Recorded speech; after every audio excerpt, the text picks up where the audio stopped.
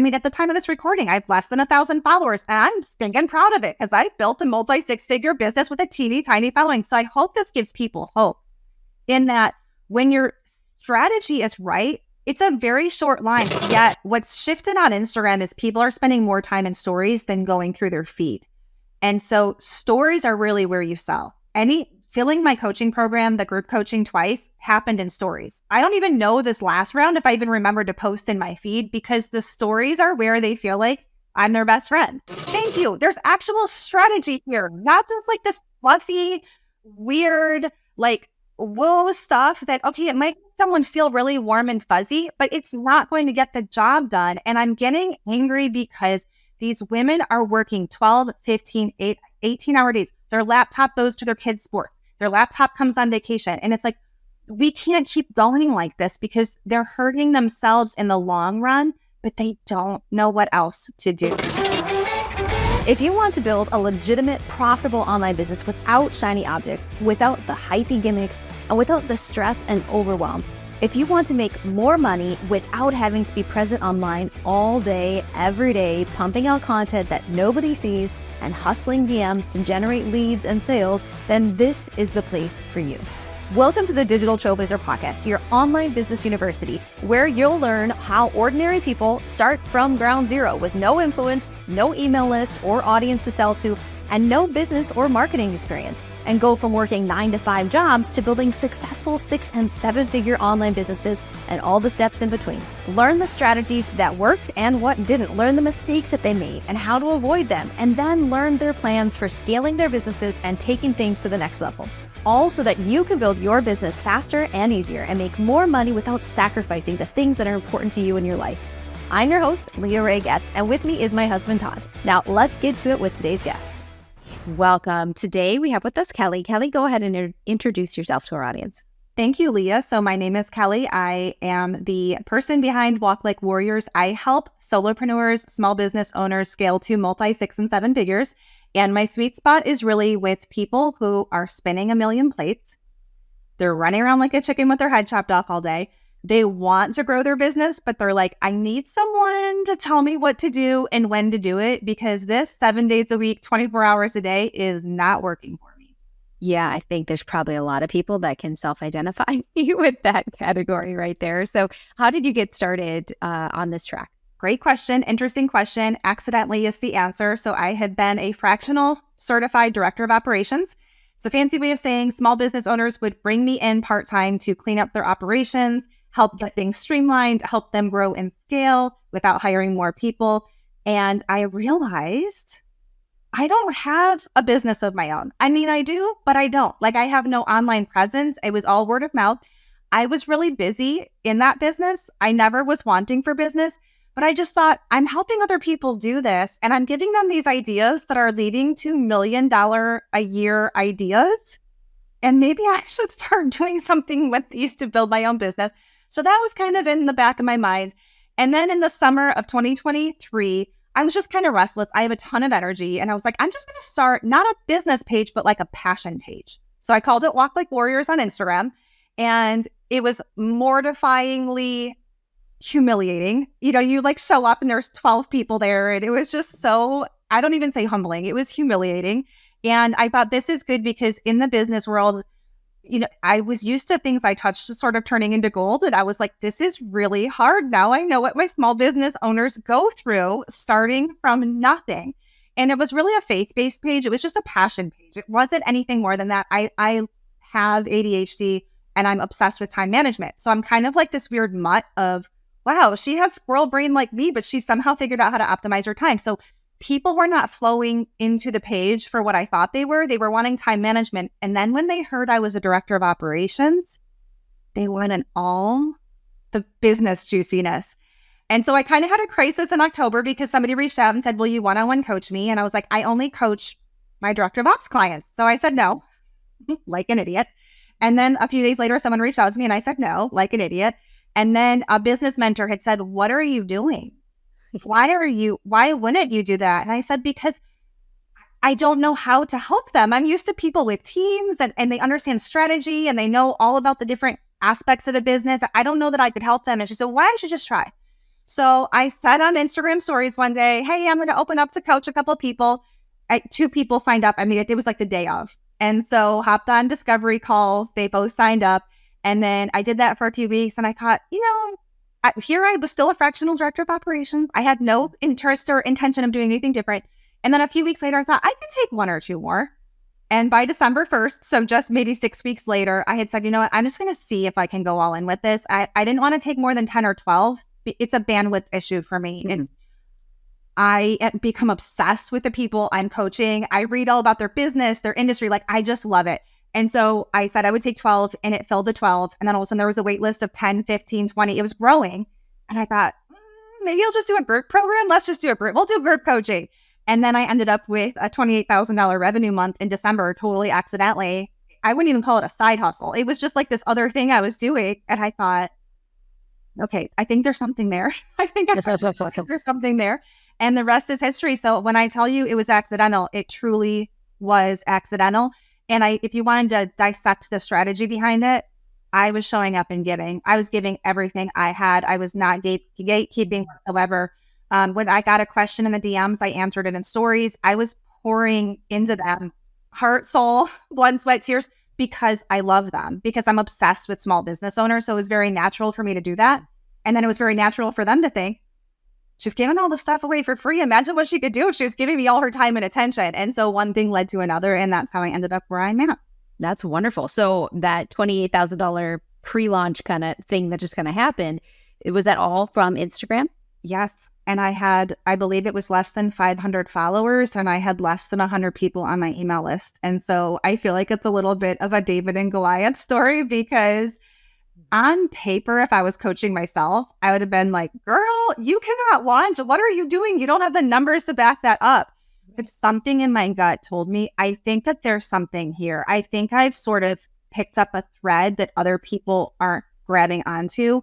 Mm-hmm. And just from what was happening in my DMs, when I started to talk about potentially doing a group program, I thought, I think I can do this.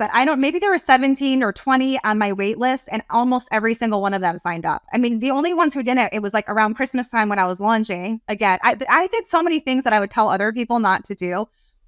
But what worked for me was truly just giving unabashedly. It was like, I show up, even today, I coach every single day in stories. If somebody's like, I can't afford a business coach, I show up, I talk about something that I coach somebody else through, and I just keep pouring into them. And so they're loving it. And truthfully, a lot of solopreneurs can't afford a director of operations, or maybe they have a VA or a social media manager. They can't afford me in my director of operations role.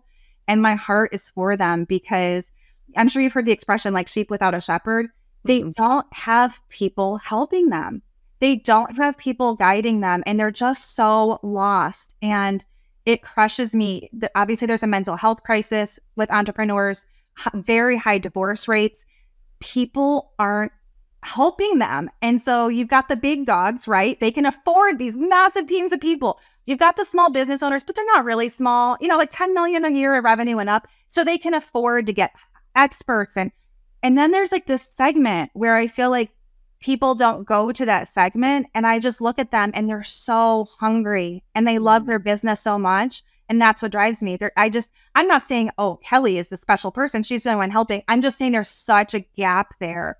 There's more people needed to sort of stand in the breach and help them and explain to them how the businesses do what they're doing, because they don't know. And what's so crazy, I feel like we're in the middle of an industrial revolution for women. A lot of women can scale to 6 figures quite easily on Instagram if they've got a decent product and they're passionate.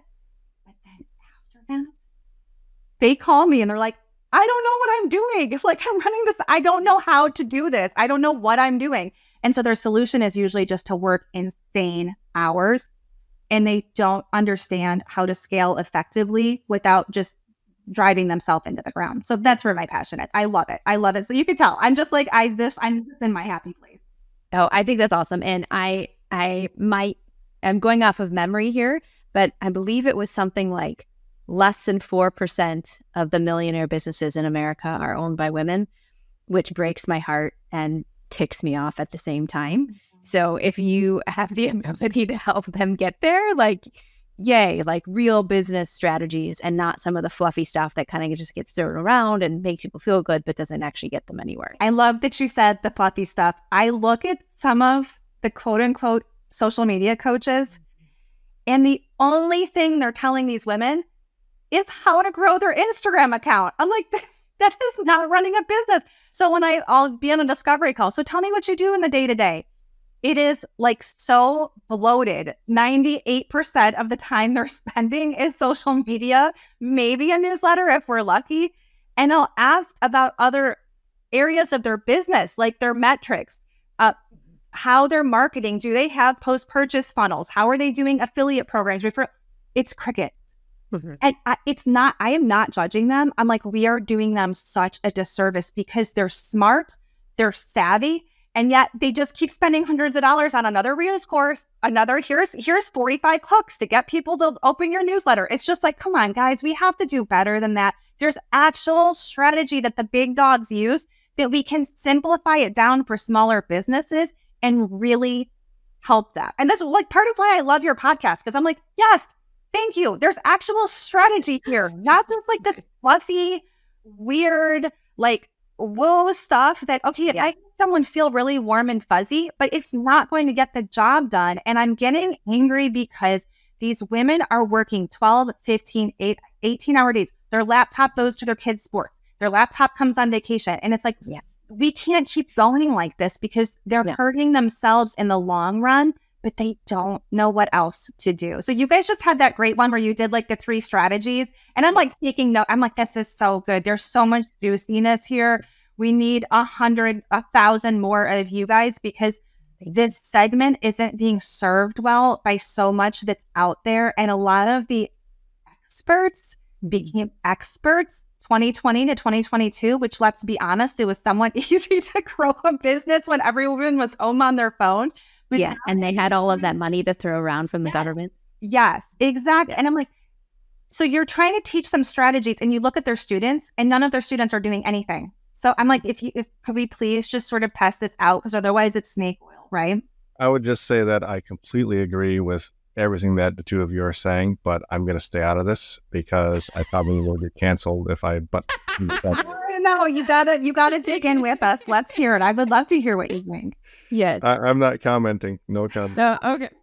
I'll let the ladies take care of this one. Yes. I think real strategies for businesswomen, and you know, like, you have to have your mindset right. You have to be willing to do the work, but that's like the precursor to doing the work. Like, the work has to happen, and you need strategic, real steps to move forward with what you're doing. And I think that's the gap. And I came from a very, I came from a matriarch type family, raised by a single mom who was super strong-willed, set her mind to it, make it happen sort of person. And I think women have this huge capacity to do amazing things. And I think in this space, it's so often being watered down to just some fluffy stuff to make them feel good about their business, feel like it's moving forward, and not the meat and potatoes of what they actually need.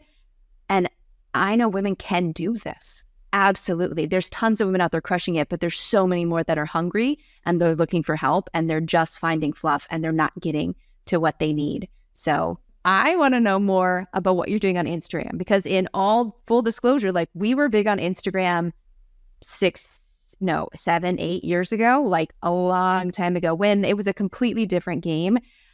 I like, at this point, I like push some content there. It is not something that I do, that we're working or doing anything with. So break down, like, what does that look like when you're serving, like, from a practical perspective? I end up, I'll end up doing, 2 or 3 stories a day, or I go live once a week, or like, what does this kind of look like content wise? When I started on Instagram, now keep in mind, I'm not joking when I say 13 followers, and I would do a live every Friday and there would be nobody there, and I would show up with all my energy, and I would go out of my office and I would just like fall in my husband's arms. Like, this is so embarrassing. I cannot do it. And he's like, just keep going. Just keep going. Okay. And what it looks like now is, first of all, it was horrible how I showed up in stories. It was so awkward. I feel like anyone talking to their phone for the first time, you feel like you're just like this pseudo influencer and you feel really fake. And I'm sure I sounded ridiculous, but I had accepted a 30-day challenge to get in stories every day. You talking, not faceless, not B-roll. It had to be you.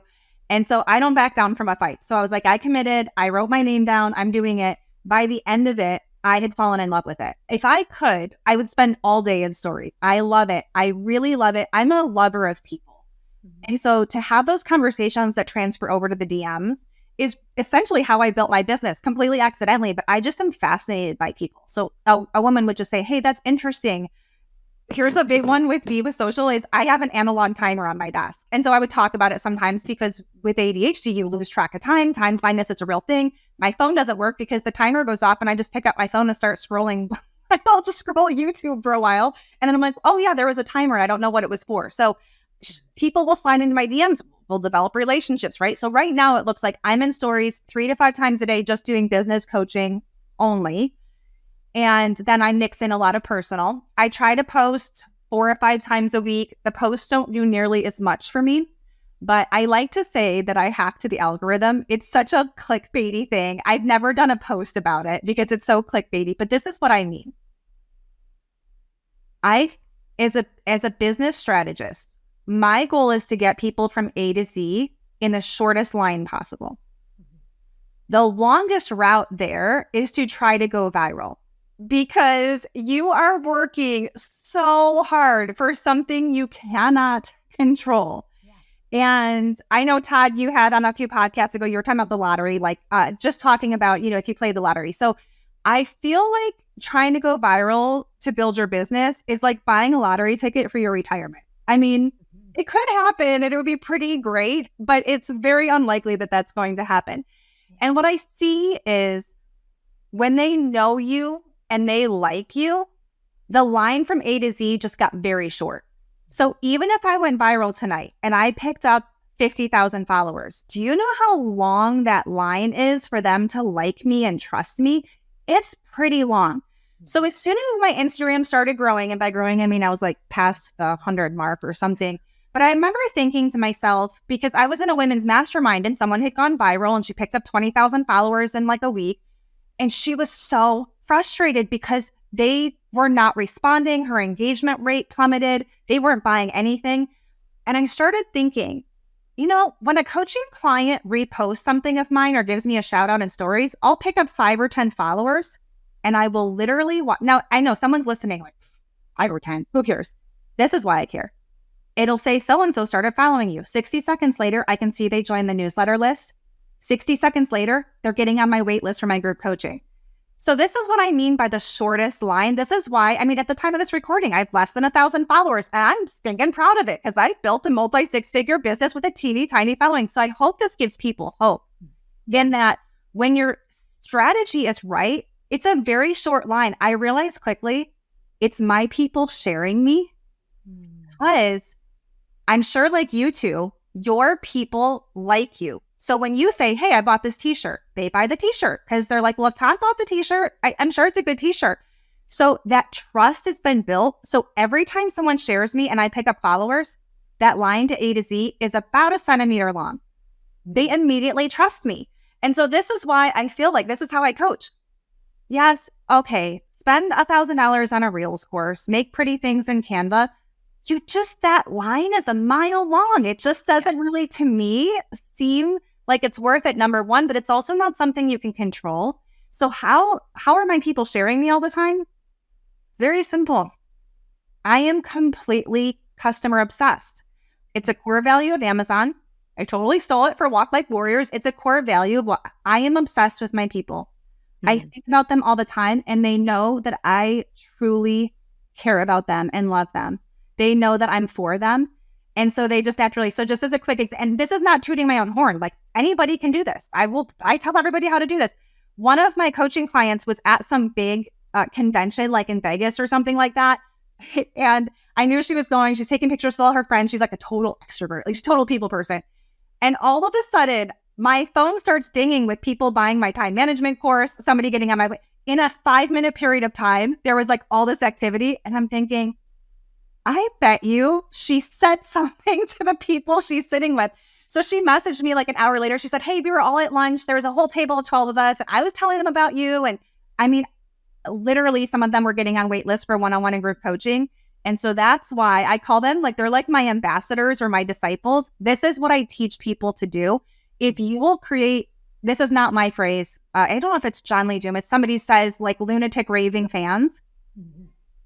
That's the shortest line possible. And if you're a good person, if you're a good human, it actually makes you feel good as a person to be customer obsessed. Like I actually feel way better behaving authentically like this than I would spending 4 hours in Canva and watching some stupid Reels course that's not going to actually help me. I feel good about the way that I show up in my business. And so when things like that happen, from one client that I picked up in January, I can trace back $14,000 to one person. And we're only a few months past that point, so I'm sure it'll only mushroom. And so this is what I mean by hacking the algorithm. You can do it the hard way. You can do it the long way. More power to you. I prefer to do it the easier way in a way that feels really good to me. And I feel like there's probably two keys to what you're doing. Number one is that your subject matter is very much a top of mind concern for your audience. Like this is something that is an active problem. It's something that they're thinking about, they're worried about every day. And when they see you creating content about it, and this is the second part, the people that are following you now have very high intent, right? The intent is there. They're not following you because you entertained them. They're not following you because they saw a flashy car that they liked or whatever, right? They're following you because they feel like you're solving a problem or you're talking about something that they can relate to, that is actively on their mind. And I think those two things together is what creates that, like you said, that very short line from cold prospect, someone that's never seen you before, never heard of you before, to suddenly getting on your wait list for your coaching program. So I'm imagining some people who are listening to today and they're like, well, I love my clients and what is define for us or show us what it looks like or how you show up in reflecting your obsession that you have for your people. Okay, y'all, Leah, the master interviewer. This is such a powerful question. So yes, this is why I talked in my group coaching program. We just talked about this on Tuesday. There's such a difference between customer service and customer obsession. And so I walk them through like, this is literally what it looks like. But part of it is I teach people on Wednesday is our growth day. It's sales and marketing. Now you should be sales and marketing 5 days a week, right? I mean, if you want your business to grow, it's every day. But your Wednesday is 20% of your week. It could be any day, doesn't matter. The magic is not the day of the week. But we intentionally on Wednesday spend a whole day on that. And what most people do who don't actually get coached by me is they just make more crap for Pinterest, Instagram, YouTube, TikTok. That's their only strategy. And what I teach is half of your Wednesday is customer obsession. So this is specifically, I'll just run through 10, 15. I mean, my brain is squirrel brain, so I don't know how many will come out, but here we go. One of it is every Saturday, I do a small business shout out. It typically accounts that are smaller than mine. Like I just want to help support women. Supporting women is another core value of Walk Like Warrior. So I do a lot of shout outs like that. People who couldn't help me, there's nothing in it for me to do that for them. Customer birthdays, when somebody's on vacation, engaging with them. All of my followers are small business owners, so I don't just like their post. I try to leave thoughtful comments on their posts. I'm in their DMs constantly, not asking for anything. More like, hey, I saw you guys were looking for a restaurant. This is our favorite restaurant in that city. Just anything and everything I can think of to give back to them. It could be somebody who they would never have the money to be coached by me, for example. And I'll see that she said in stories that she's struggling with blank. And I'm like, oh, Digital Trailblazer just had the best podcast episode on this. Here's a link to it. What it is, I just wake up thinking about them. I think about them all day long. I'll recommend a book to somebody. Somebody's dog passed away. I send them $10 Starbucks gift card. Hey, thinking of you. I'm sending you a virtual hug. So it's hard to sort of like define it in a way that's, here's the framework and I go through these steps. It's more that I'm thinking about them all of the time. And it could be things like somebody has to drop out of my program because of a financial reason. And I'm just like, no, come on. You're coming with us. I'm not letting no man gets left behind. It's big things. It's really little things. It's a lot. Oh, I'm going to get emotional. People are really hungry for encouragement and a kind word. And I don't do it in a manipulative sense. It's just that I went through a lot as a kid. I moved every 2 years. In some of the schools, I was bullied pretty bad. So I have a heart for the outsiders, the outliers. I have a heart for people who are struggling. I'll see a woman, she's got 40 followers and she shows up in stories every day. And I'll just send her a voice DM and be like, I'm so freaking proud of you. I know how hard that is. You're just going to kill it. I just know that you are going to kill it.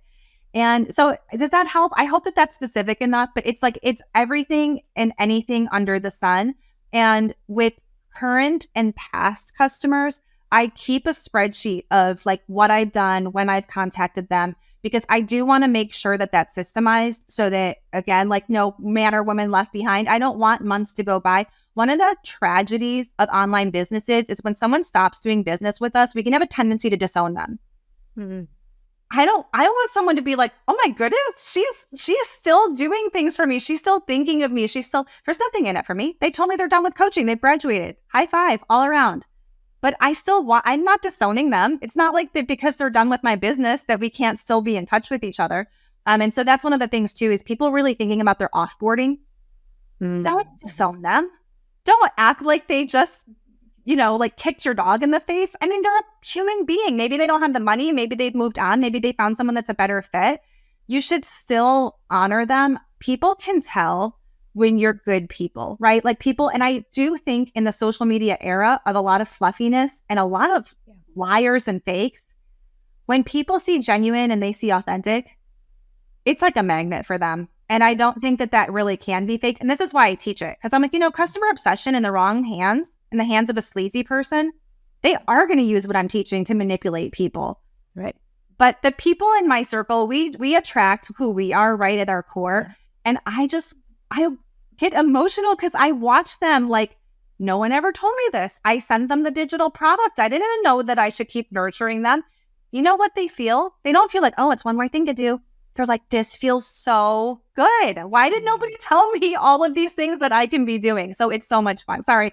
This is one of my favorite things to talk about. I probably went on for way too long, but thank you for your patience with that.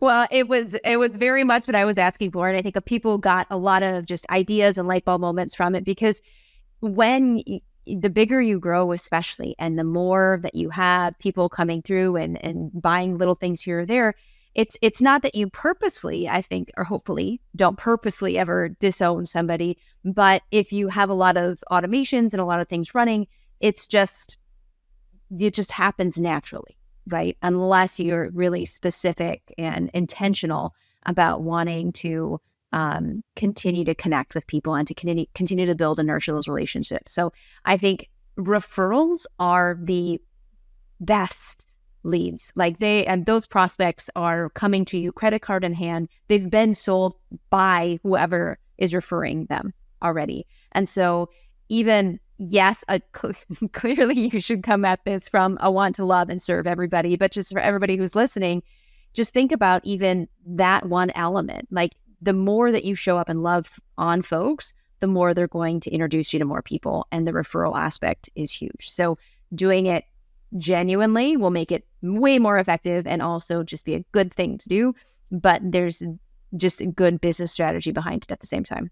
Yes, absolutely. And I would say too, obviously, I'm not saying if someone has a $9 product and they're selling 1,000 of them a day, that's just not sustainable. Some of it's easier for me because at a higher price point, I don't have as many. So my lower price point things, that does look like post-purchase email funnels that run though for up to 4 months, not constantly, but I'll let a month go by and then just be like, hey, thinking about you, pop into my DMs. Just tell me what you thought about that lesson. You would be amazed at how many people do. And then they're in my DMs and then I can just send them a quick voice message while I'm out walking or something.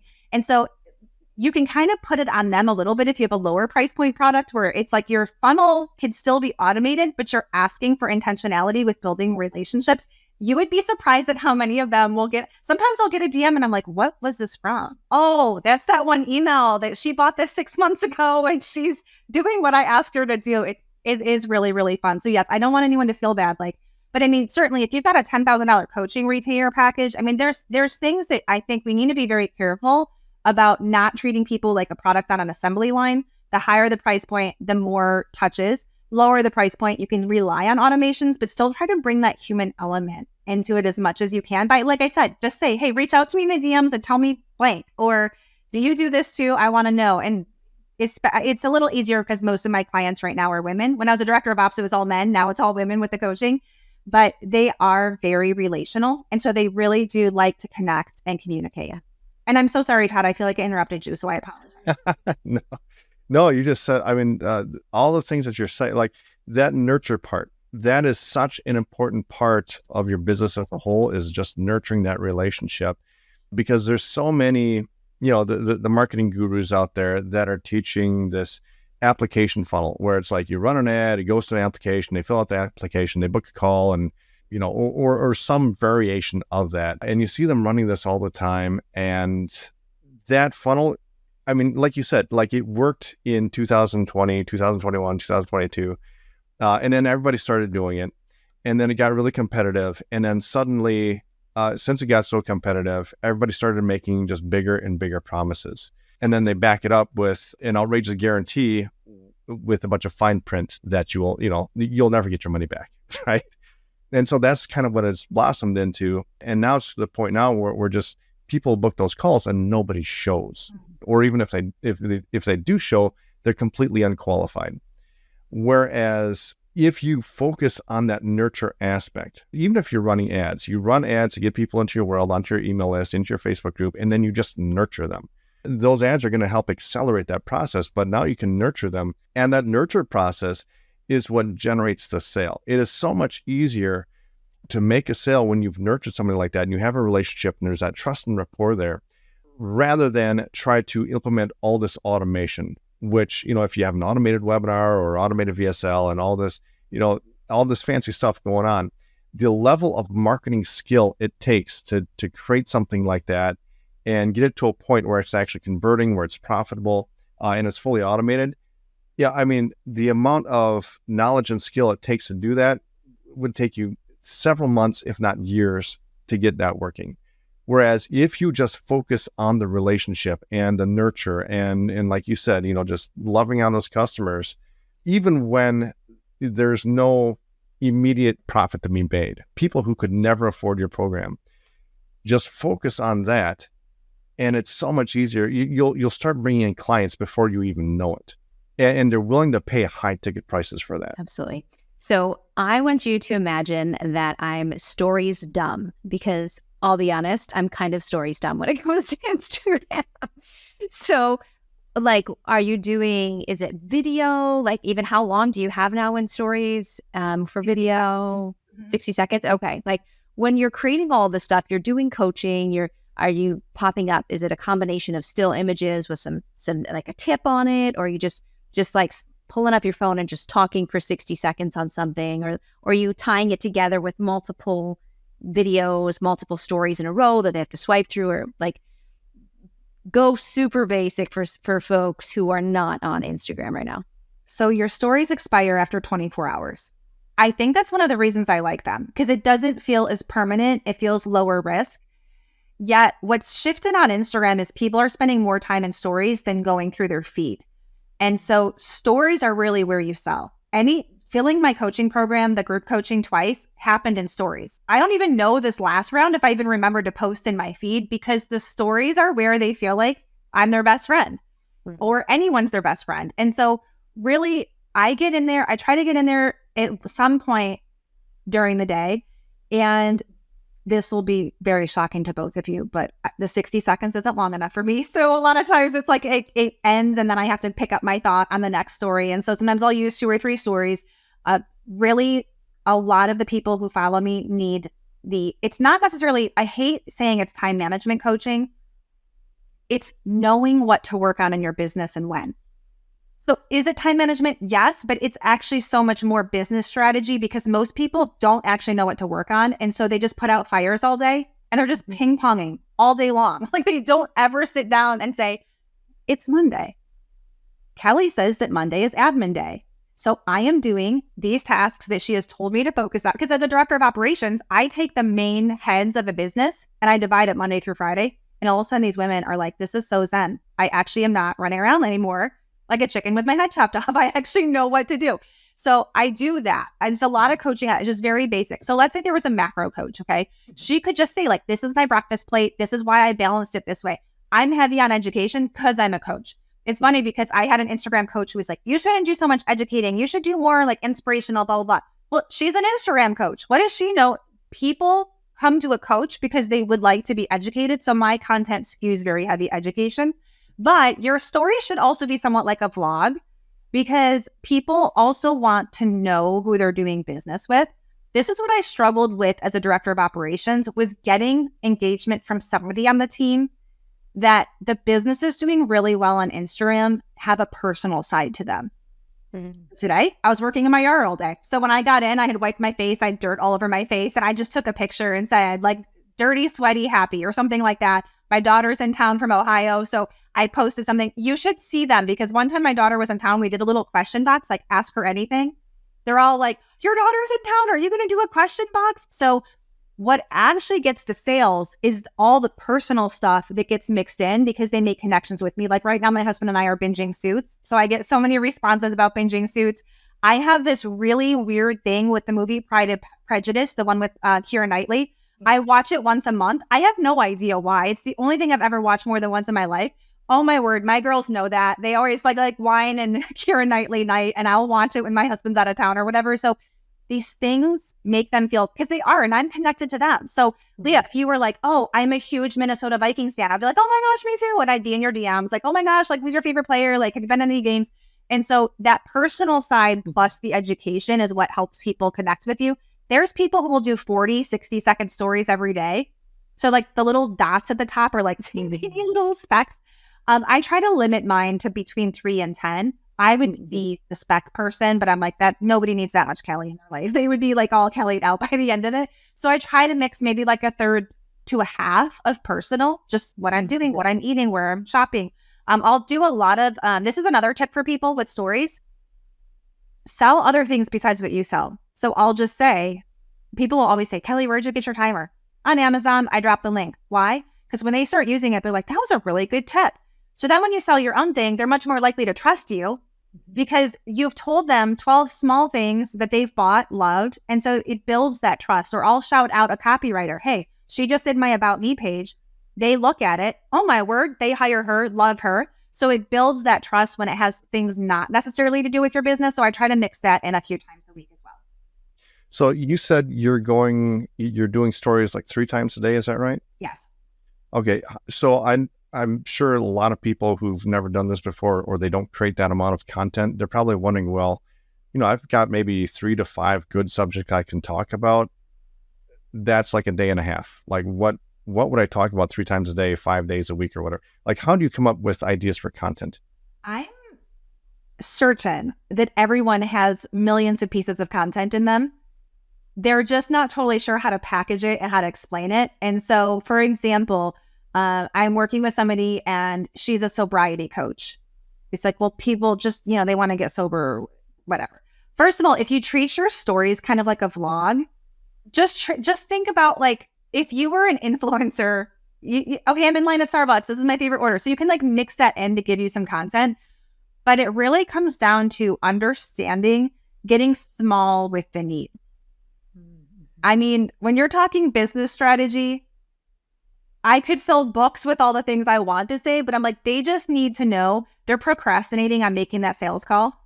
So I'll just be like, set your timer for 5 minutes, get your booty to do it. When the timer goes off, you're done. You just ate the frog. You just did the worst part of your day. It's over with. Now move on to the next thing. So it's just little, like tiny tips, little wins that people can do. And what's also interesting is as you grow, as a brand grows, the DMs are your place where someone will say, well, hey, what about this? Or I just got back from vacation. I'm drowning. I'll do a whole series on here's my 10 tips when you get back from vacation and you're drowning. And I just bring it over into stories. So a lot of it will be fed by the stuff that's coming into my question boxes or even on discovery calls. Someone will say, hey, I'm really struggling with this. I'll just shop myself. I keep index cards. I'm still a paper nerd. I'm tactical. I like to feel paper. So I have a stat. I just keep piling them up and I'll just write a 1 or 2 word. This would be a quick tip. This would be something I could share. But my bread and butter, and everyone will develop this the more they show up, is I have a system. On Mondays, we do this. On Tuesdays, we do this. So even if I have nothing to share, I'll say, guys, it's Tuesday. Tuesday is either meeting day or content creation day. This is the day we squish all those meetings together. We have them on one day because we batch our days. And so a lot of times I'll just coach them through the day. You know what's funny? When I went on my cruise in January, when I got back, women were like, oh, thank God, I didn't know what to work on all week. I'm like, it doesn't change. It doesn't change, but they need that. And so I also talk to my coaching clients that I call it comfort stories. I don't know if you have anyone like this, Facebook, Instagram, YouTube, where they might always start their video pouring their espresso or lacing up their shoes to go out for a walk. People find great comfort in repetition. They actually love it. And so there might be creators who they start every video like, hi, hey, hello. And then that's their thing. So there's a party planner that follows me. She's bought some of my stuff and she starts every single story. It's so cute every day. Hey, party people. It's so comforting to hear that again and again. So I would also tell your audience that it's not boring. People like repeated messaging because it gives them comfort and you come across as more trustworthy because they know they can count on you to show up that day and they know you're going to pour your coffee or you're going to be out walking the dog or you're going to do a snapshot of your calendar. They like that and it makes them feel very attached to you. Now, the other question I'd have is, since these only last for 24 hours, do you ever just repeat stuff like later on, like maybe a week later, do the same thing that you did a couple of weeks ago? Yes, with, different spins on things for sure. And is it always live or do you sometimes pre-record things and just reuse them? Once in a while, I'll download it. You can download the video, so it just saves as a video to your phone. I will say one thing if people are new to stories is if you're a perfectionist, you'll spend an hour on a 60-second story that most people won't see. And so my rule with my clients is they can't re-record.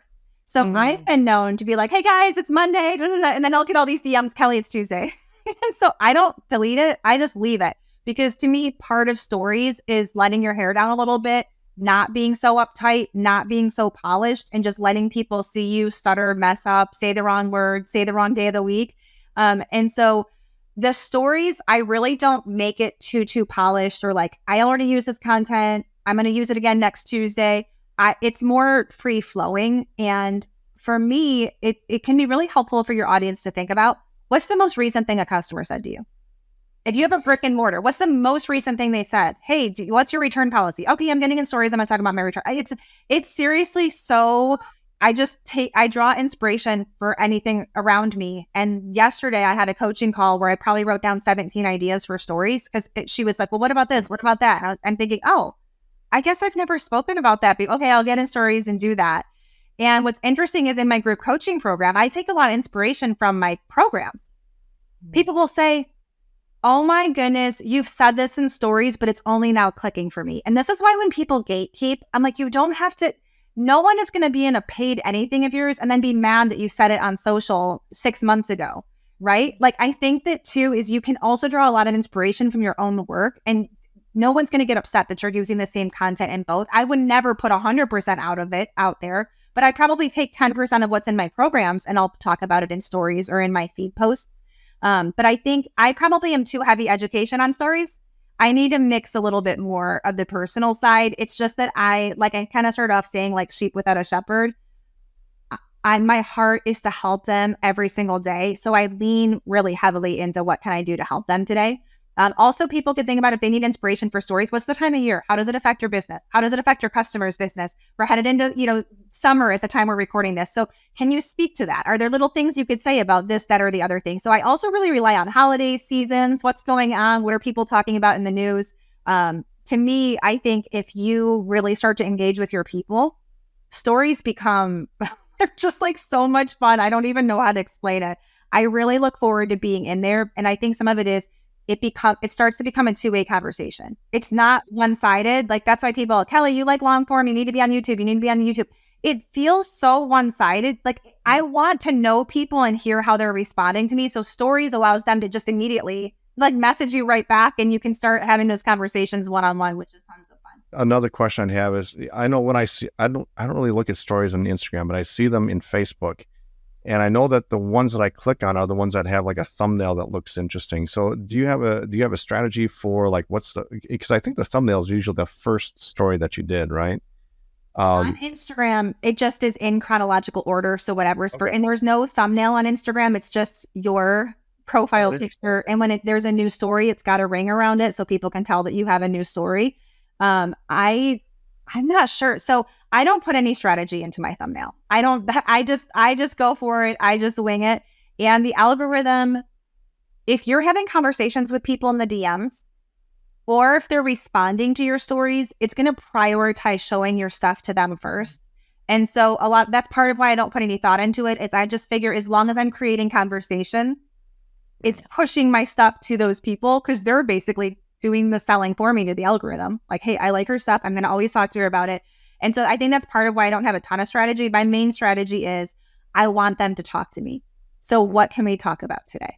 And do you do anything special to grow your audience or to reach new people? Or is it just like you create content and you let the algorithm do its thing? So I'll go back to customer obsession is my main thing. When someone shares me, it is, I wouldn't even say it's warm leads. I consider it hot leads just because I can see them come into the pipeline so very quickly. I am in the middle of trying to beef up my Reels skills because I won't lie, I'm terrible at them. I struggle with it from a strategy standpoint because I'm like, this is not a surefire bet though. So I don't know how much time I want to put into it. So, but I am trying to get better at it with hooks and things like that because people's attention span is so short. So I want to try to do a little bit better with that. And then it's interesting. I have a virtual assistant, and in January, she's like, you need to be blogging. You need to be on Pinterest. Your content is just meant for there. So I don't know. I don't know if I want to do that. Oh my goodness. It has made such a difference in the new website traffic. And so I wish I had done it sooner. We're definitely looking into and measuring those metrics. But the cool thing about Pinterest, first of all, that stuff lives forever. It's not like Facebook, Instagram. It's more like YouTube, and that you can have a whole catalog of stuff that can be found for a really long time. So I really love that. So that's another strategy that we're folding in this year, is I'm kind of going all in on that. Typically what you're posting has about a 6-month shelf life. But the fun thing about Pinterest is now they let you make pins of your reels. So you can send that traffic to your reels, which that's a pretty cool thing. And people use Pinterest, primarily women, as a search engine, not as social media. And so that's been really helpful for me because a lot of people are searching for, how do I grow my small business, or how do I manage my time as an entrepreneur? And so even things that we wrote a while ago will keep getting hits. And so that's another thing we're focusing on as far as growth. And then you two are the Facebook ads gurus. I'm like, okay, I just need to be in your ecosystem because that's going to be the next thing. But the business has been growing so fast. I always say I'm like the duck on the water, all calm on top, but underneath the water, my feet are like that. So I don't want to have too much traffic right now because I'm not optimized for that from a digital product standpoint. So what am I going to do? I can't coach for 700 hours a week. So I'm actually we need to scale back on anything new until I build out evergreen stuff. And then we're going to just go berserk, really pushing, which I don't know, maybe on Digital Trailblazer. Don't tell them to do that. But I've seen too many business owners growth, but then they're capped by themselves. And so that's where I've sort of ended up. So the group programs are continuing to expand. I'm adding even more in the fall, which is going to be amazing. But I do really need to beef up my digital course strategy. And then we will be doing a lot of paid advertising. And like I said, I'm trying to work on my social media strategy. I do know that it's important, but I also, maybe because I'm old, I don't know. I don't know if am I considered old, but I have a hard time with things that I cannot control in business. And it's weird for me how many people go all in on it. There's like so little, but paid ads or something it's more measurable, right? I know you guys talk about that a lot. And so that's really piqued my interest. Do you two find it crazy how many content creators are like, and I've never run paid ads? I'm like, who?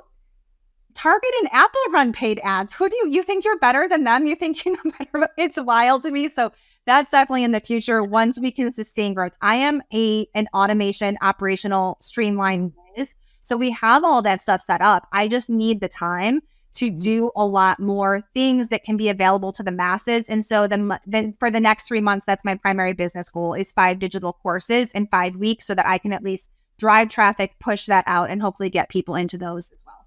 Yeah. Have you ever thought about repurposing your Instagram stuff for TikTok? Have I ever thought about it? No, it has been suggested to me several times. Tell me what you think, Todd. Should I do it? I think it'd be a great idea. Well, because what was it? What was his name? I forget his name. It was like the third episode we ever did of our podcast. He went the other way though. He started on TikTok and got really big. And then he started taking his TikTok stuff and putting it in Instagram and then grew that even bigger than TikTok. I'm assuming it would work the exact same way going opposite. But I know that a lot of people are, because it's a newer platform and there's more consumers of the content than there are content creators there right now. And especially kind of like in the business niche and things like that. So even though you don't see a lot, like when you think about TikTok, you think about like kids dancing and things like that. There's a lot of adults there that are looking for content. And so, being able to fill that space, I think would be a big opportunity for you. Just like, it would be really easy to repurpose that. It wouldn't take too much more of your time. And I think it would have a pretty big impact. But also TikTok ads then too, is that I've heard a lot of people having success. That's one of the places that we're about to go right now too, is TikTok ads. So that's, it just seems like it would be a natural fit for what you're doing. Yeah. And I would say, as someone who I'm not currently focused on short form vertical video, real TikTok sort of things, but I have been so in the past. And the same video I'd put on YouTube Shorts, Instagram, Facebook, and TikTok, and it would get a very different reaction on different platforms. Like it would be thousands and thousands on YouTube, it's a few hundred on TikTok, and then Instagram, or like it was very varied and interesting how different platforms reacted differently. But I didn't focus on all of those platforms.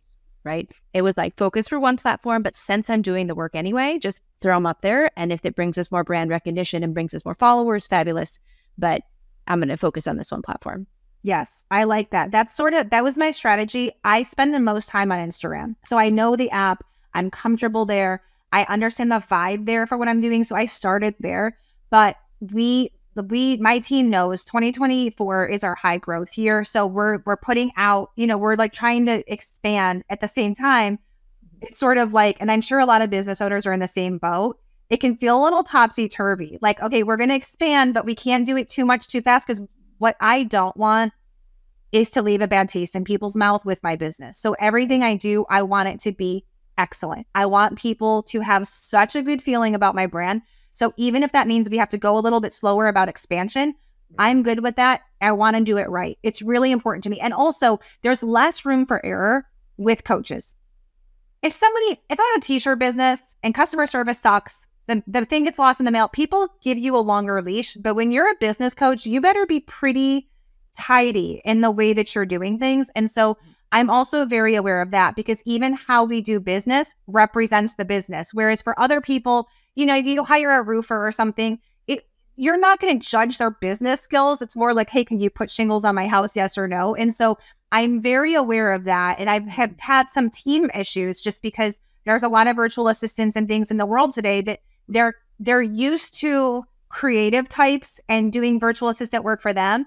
They're not as used to more corporate-y types like me, where standards here. So I would love eventually, like YouTube, perhaps TikTok. I don't know, Todd, maybe you can talk me into it. I'll have to think about it. But YouTube is definitely on the radar. I would really like to, I don't personally like Facebook, but I do think a lot of my people probably live over on Facebook. So I think expanding in the next 3 months, once we've got some evergreen things, which is not taking up so much of my time, because I would coach all day, every day, but it's not healthy for me to operate like that for, tons and tons of hours a week. Well, this has been the funnest conversation. Thank you so much, Kelly. Now, if people want to check you out, where should they find you?